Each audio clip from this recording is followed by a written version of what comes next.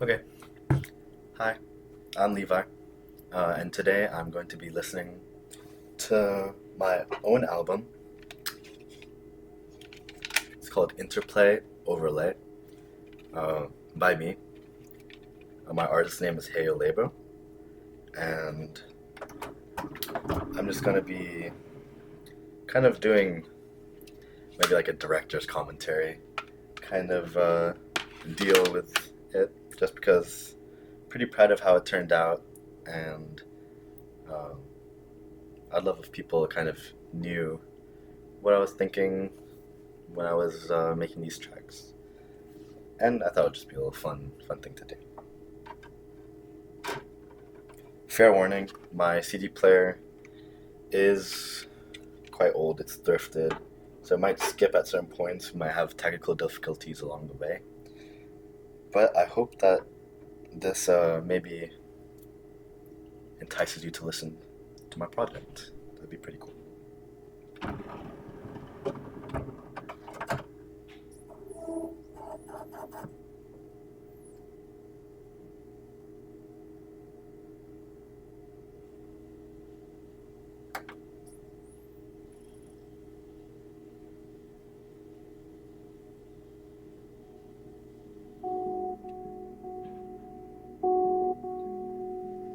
This is the first track.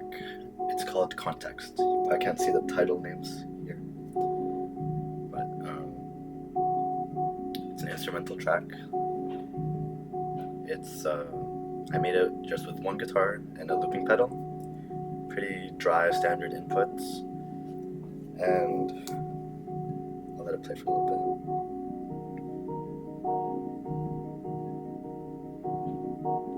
bit. Yeah. I mean, it's a shame that I have to talk over the music, I guess, a little bit.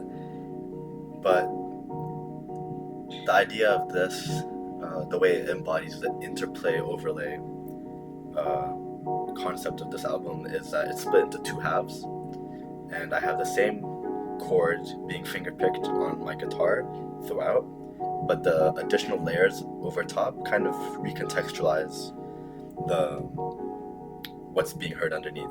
So this is the first half.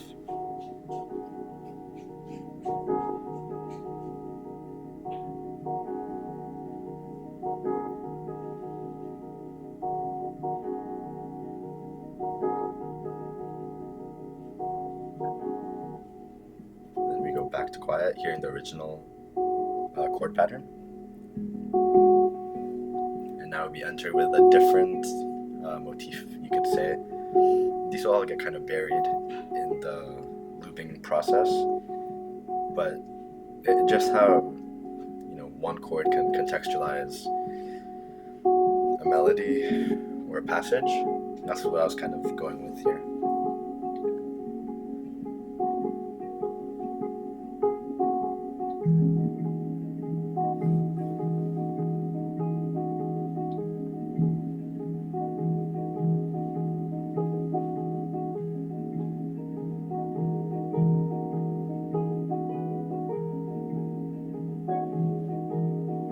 And these higher notes are just the final kind of touches.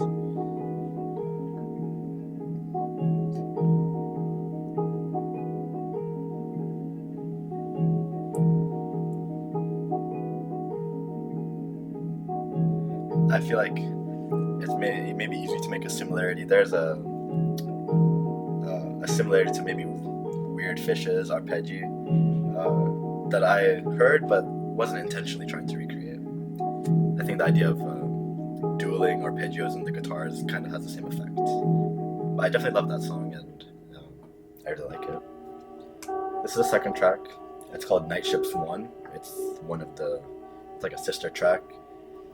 Um, I like the imagery of still water, kind of being broken up by silent, moving wakes of a ship, and I kind of kept this imagery in mind as I made the two tracks. They're back to back. The second one after this is Night Ships 2. You can kind of hear some analog buzz from, honestly, it's just a poor connection to my amp with one of the cables I was using. It's old. I've had it since I got my guitar. For this one, I'm looping, and I'm also bringing into the mix the slow pedal I have. It's a reverb pedal with yeah, it's just an FX reverb pedal, but I really like it. I get a lot of cool sounds out of it. You can increase the wetness very long and bring these drawn out sounds. I think right here it's in the shine setting, I believe, something like that.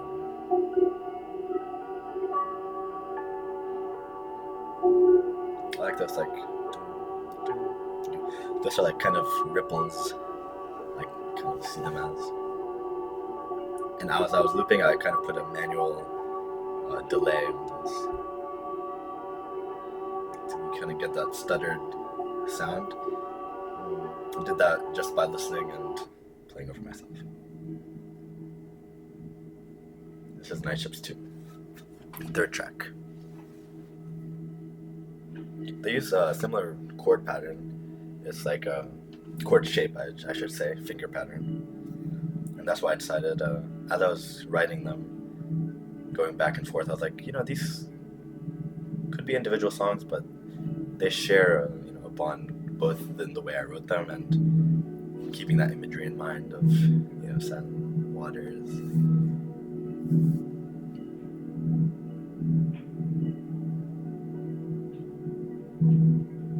I opted to use the dark setting on the slow pedal for this one, so you hear that same reverb, but it adds a lower octave to whatever you're playing that kind of reverberates.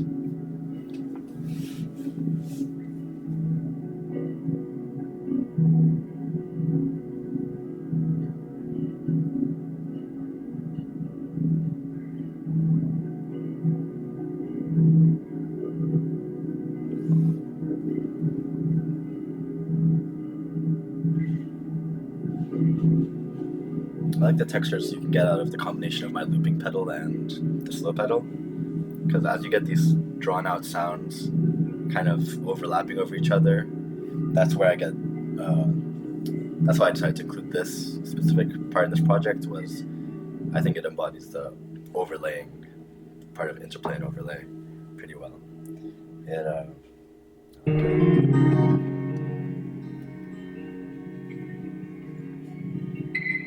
This is the fourth track, Interplay.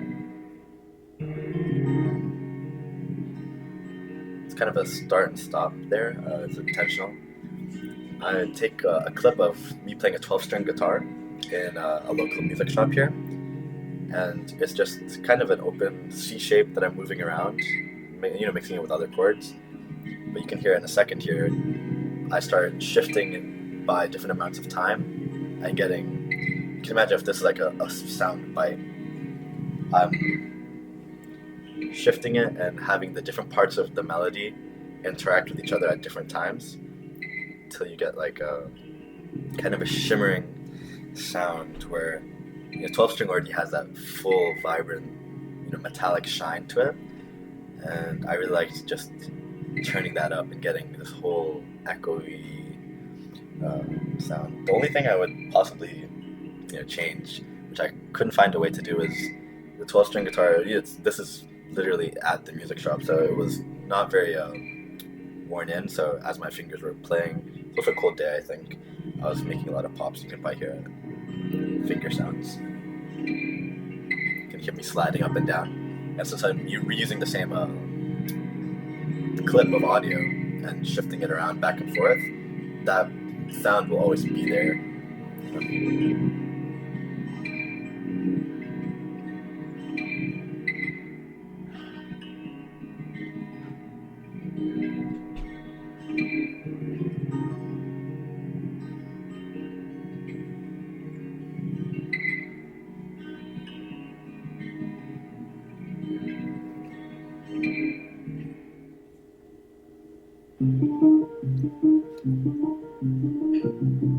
This is Overlay, the second of the title tracks, and it's an experiment in polyrhythms. That's why it's on this project, is because interplay and overlay.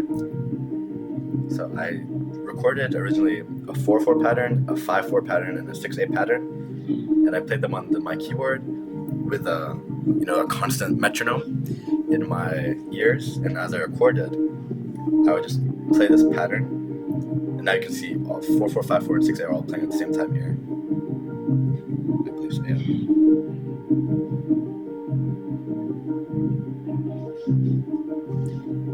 And then here I pull out one of them. I think this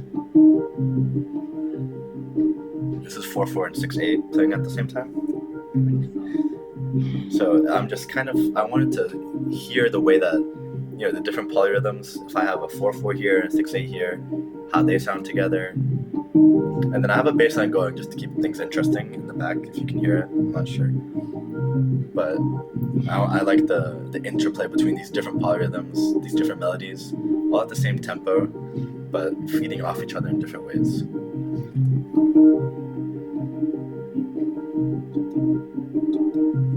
This is 5/5 and 6/8. Yeah, you can hear the different lapses. It sounds like a kind of a phasing effect, but it's actually just because there's an extra note in one of the patterns. Remember when I was making this, I had to cut out certain parts of the bass line. It got a little too extra. I wanted to focus on the interplay between the different patterns.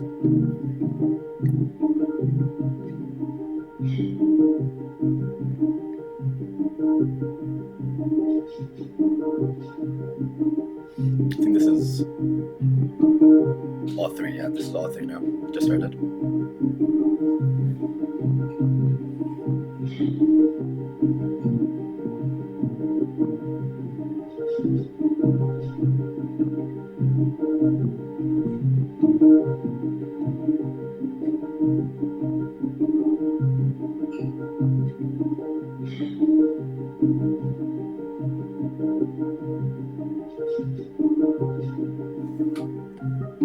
And this is kind of the outro. Similar idea. This is a descending pattern to kind of break it up. We have the patterns going below. And then this is 1, 2, 3, 4, 1, 2, 3. This is 4. This is 6. 1, 2, 3, 4, 5, 6. And so it just, how does, this descending pattern going over just sound, that's just how I close this track.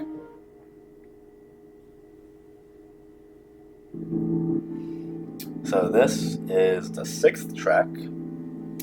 It's called 2 Hands, 1 Mind.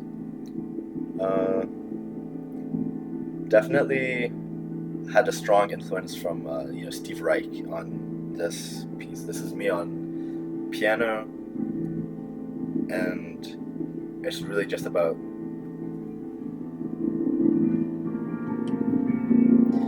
by hearing that change between that one chord to the next. And that's really the nuance of the song, is just keeping this pulse going with my hands and letting kind of just the chords breathe and letting the the pedal do the work of pushing and pulling. And I liked how you could hear, this is a keyboard actually, but you could hear the feedback of the keys if you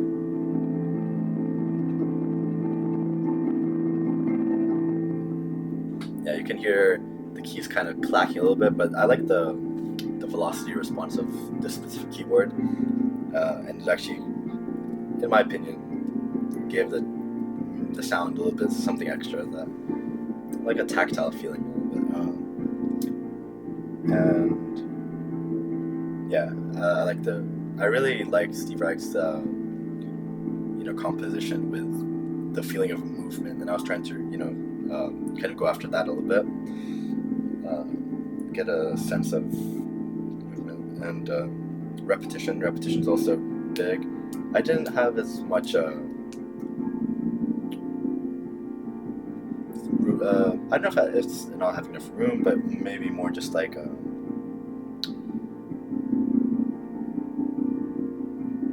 keeping something in his work about pulses or music for 18 musicians.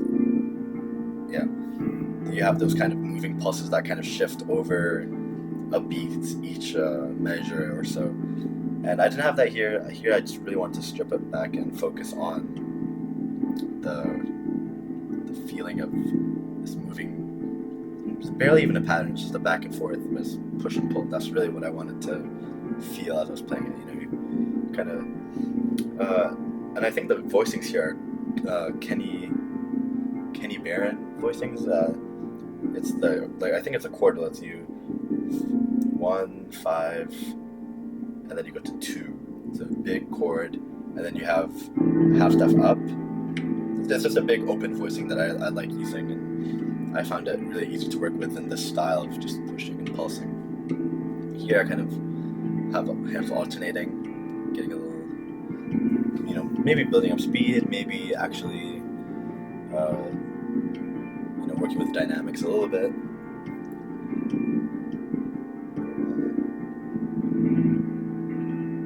But yeah, I've been listening to a lot of Steve Reich recently, and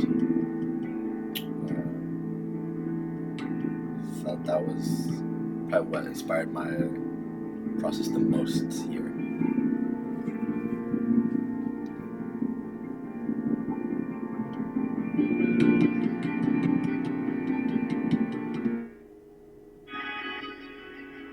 This is the 7th track. This is called 33333. Named so because I was actually recording it at that time with a watch, and I just hit play because the music was already going in my room. Started to start it at that time. It's just I like repeating numbers. This is also very much Steve Reich influenced, but more on electric counterpoint from the Pat Metheny part of Different Trains, the electric counterpoint portion of that. This is an electric guitar. A bit more to the backstory. I was in my room very late at night, and I didn't want to bother my roommates, so I had plugged my headphones into the amp, recorded all the different layers of this moving pattern, this loop, listening to it. But then I took off my headphones and took my iPhone speaker, my iPhone microphone, and then I just recorded from the headphones. So you've got this kind of grain to the sound that maybe some people wouldn't want in their music. I feel like you definitely could have gotten maybe of a more of a hi-fi recording if I had done it at its own time and place, maybe gone to a room to record this, but I kind of like it. The electric counterpoint fast is my biggest inspiration for this specific piece. Instead of having chords like I did in Context or Night Ships, I have single notes, 8th notes patterns, and then I'll loop it and just choose a different note to play over it. And I got to the point where it was just this single color of sound just moving. I could hear the B and the E strings ring out. You can hear this part that goes,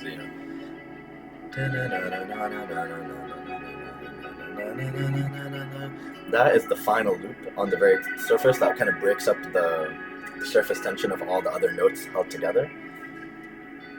And here I'm not even playing the guitar anymore. I'm just using the different knobs on the slow pedal, and I'm letting that bring out notes that are kind of more hidden in the loop. As you increase the filter or decrease it and have the decay longer, they'll kind of rise up to the top and pull and stretch.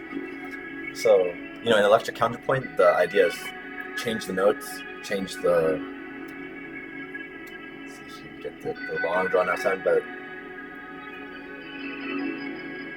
I didn't want to let it deteriorate too much, so I kind of bring them back in. But here's it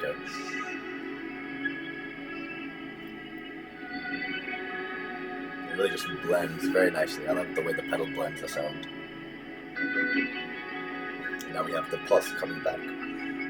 Yeah, so that's the focus. Rather than having different note patterns, rhythms, everything is the same one loop made beforehand, and we're just changing the texture within this track.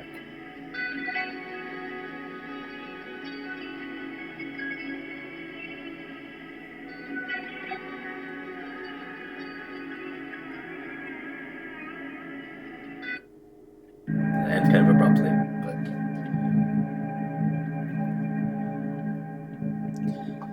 this is Shine.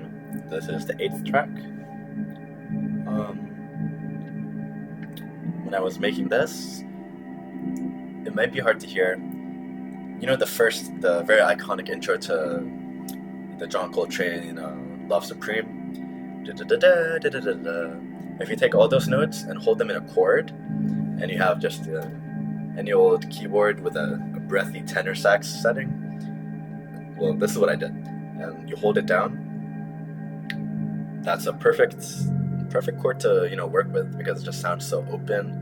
And I just took a 2-second clip of that sound, and I used a pitch, just a GarageBand pitch changer, and looped it so that you couldn't hear the break in between.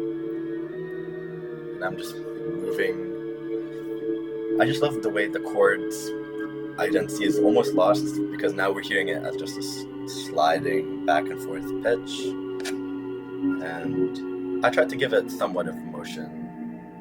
And these doom, doom, that's just the clip looping. It's a very short clip. But yeah, that's the idea behind this track, and just kind of just giving it some new life, like giving this just a single chord just by. There's a lot of knob turning and pitch changing on this album, but I tried to balance it out with guitar stuff, piano stuff, and then also just sonic experimentation. I don't know, that sounds maybe a bit pretentious, but I feel like that is kind of a bit of what I want to do. So that's what we have here.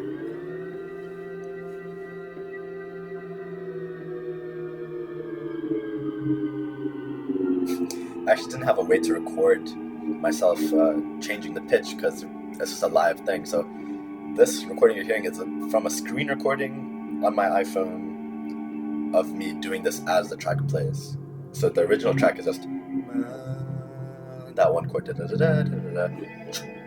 then I just recorded myself and then extracted the audio from that recording.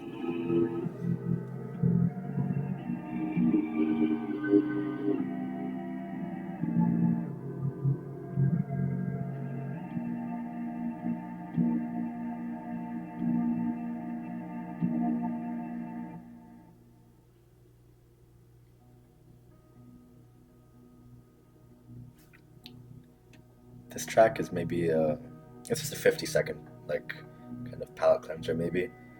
My only mistake was I mixed it maybe a little bit too quiet. After that consistent track, it may be a little hard to hear coming from that. Track 9, Weaving Water. It's about all textural stuff. Just really drawing out the chords from below. Having this, I called it Weaving Water because that's kind of what I feel like working with this chord loop is like. It's like you have this sound that you're working with and you're putting it together in a way that you couldn't really do. You can't take water and knit it or crochet it. So that's kind of what I was thinking of when I did that. This is track 10, Kintsugi. Maybe a bit of an overused name, but I liked the imagery it rang for me as I was thinking of these wind chimes that I was recording. Just something nice. It's field recording. It starts out as field recording. And then I like to think that I'm bridging the gap between field recording and maybe something else. Because as you can hear in a couple of seconds, I start to alter, the sound, using pitch and slowing down. Well, actually, I didn't slow it down, but just through pitch change. What I'm doing is taking the same clip of the wind chimes, lowering the pitch, and then overlapping them so that you get different interactions between these two different sounds, which come from the same place. And this kind of goes on deeper and deeper. And yeah, maybe a bit more of a new age and field recording style track. I don't know. If you hear that skipping, that's just my CD player. But I feel like if I mess with it now, I might just actually get the thing to stop working. Yeah, this is the 10th track. I don't know if I mentioned that.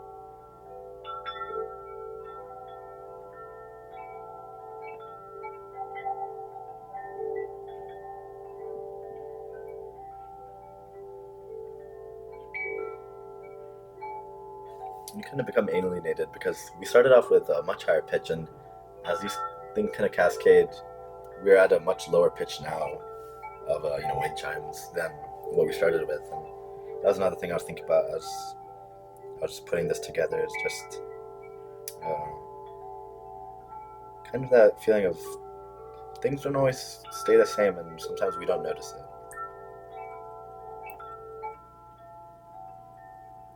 And we have kind of the original return.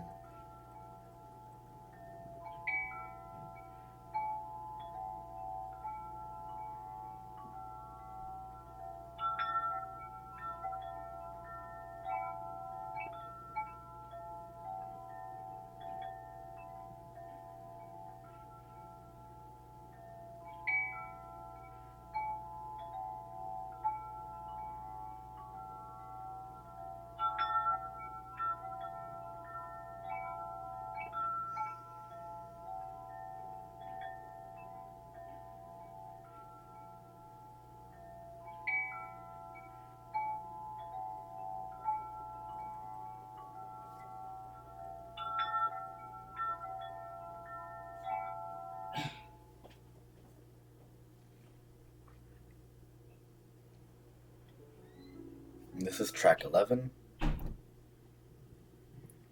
I left that in. It's just like a little mistake. But on Spotify, this is the last track, and it kind of ties back to context. The first track, the way it was, one loop, being given context by other, patterns and sounds and shapes and ideas. This one's exchanged though. I just, as I was listening back to it, I decided to, this was exchange and the other one's context because this one had more of a shift in ideas. It felt more like I had a direction, sorry, that it wanted to go in. But let's listen to it and maybe I can give you more of a better idea of what I'm trying to say.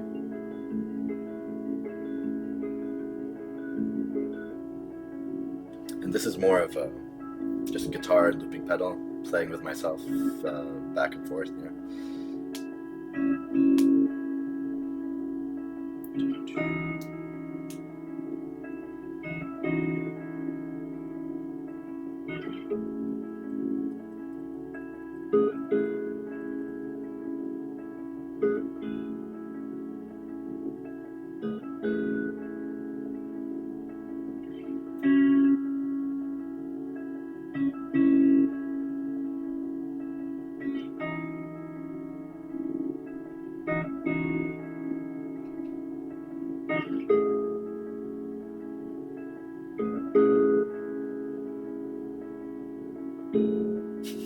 As I said, maybe I'll have something else to say, but I think with the amount of context I've given the first track context, you can kind of see where I was coming from.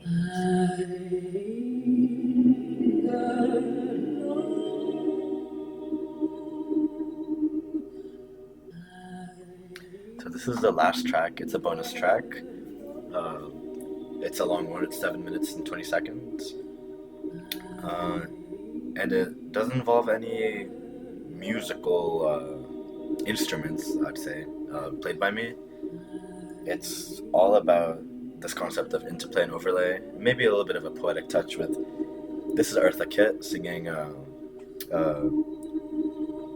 with it's just a Negro spiritual with a choir in the background, and she's singing "I Don't Have Long," and this is her singing it backwards. So I introduced the two clips, two audio bites, which are I don't have long, the reverse, and you'll hear as the song builds up, we introduce another Eartha singing underneath. You can hear, and it's shifted just a little bit.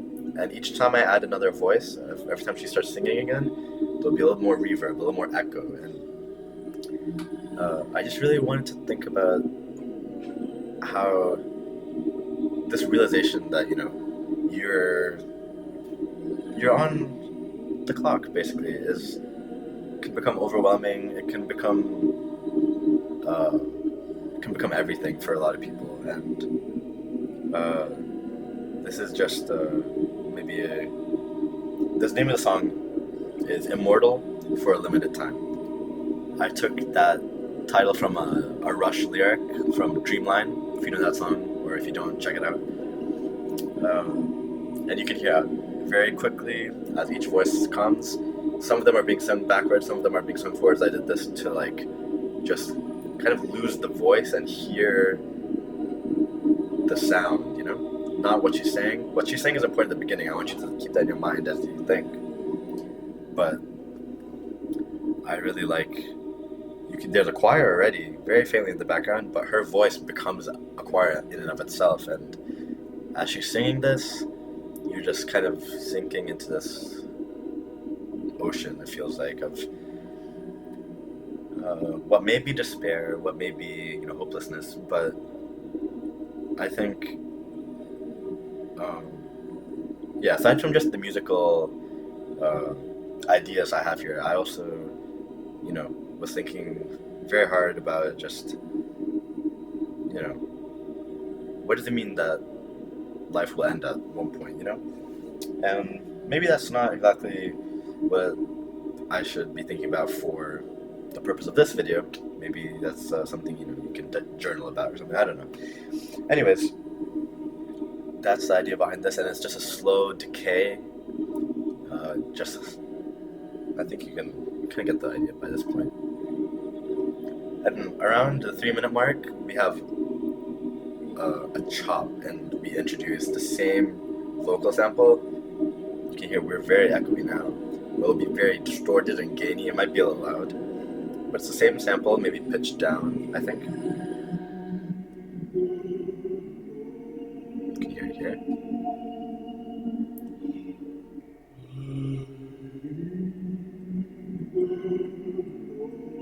Yeah, and it starts getting louder and louder as we go. And this is, you hear it?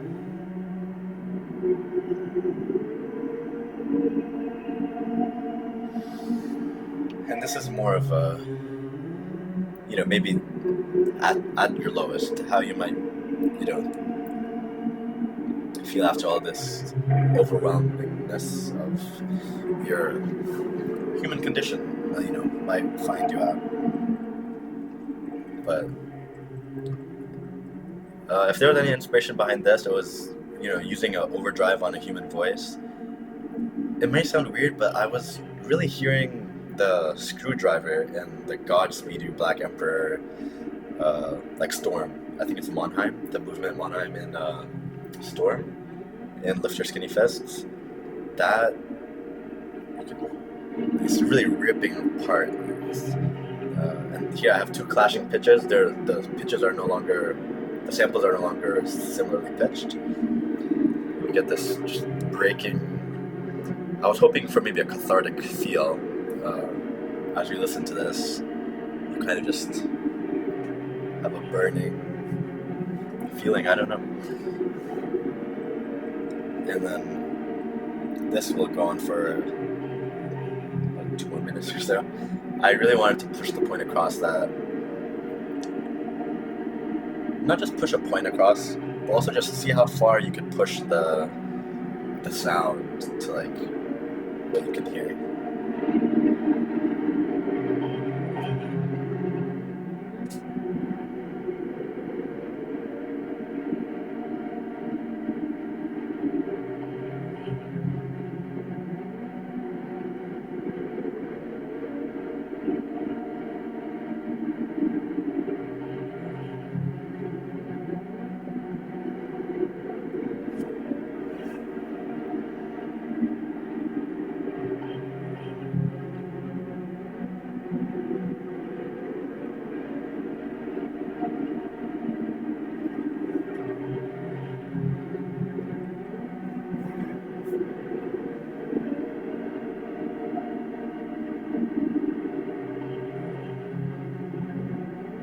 each iteration is still getting more echoey, so you hear more of that feedback and more reverby as well.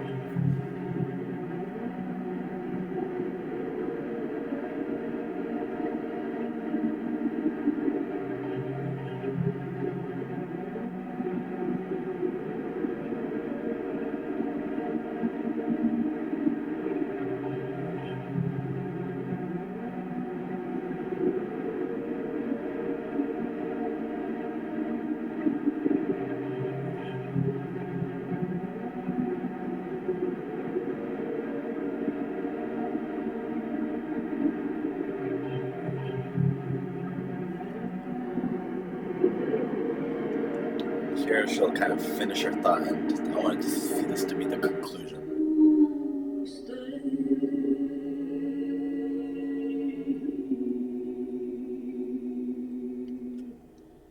It's kind of an acceptance. Yeah, we don't have long to stay here. Here being, you know, where we are right now, Earth, I guess. So yeah, that's my album Interplay Overlay. I released this February 1st, 2025. I really hope you can go check it out. I'll have it probably linked in the description. It's on Bandcamp and Spotify. And also, it has a physical release. Probably just let me know if you're interested. It's got... This is the album cover if you're looking for it online. And this is what it looks like inside. Yeah. This is the image on the screen with the track list and everything. Kind of made a mistake because if you do find this physical copy and it's sealed, you won't see the track list on the back. It's kind of mysterious, I guess. But yeah, I really hope you check it out. I know I was talking over all the music this whole time, but I'm really proud of what I've made here, and I just wanted other people to maybe share that with me. See you soon.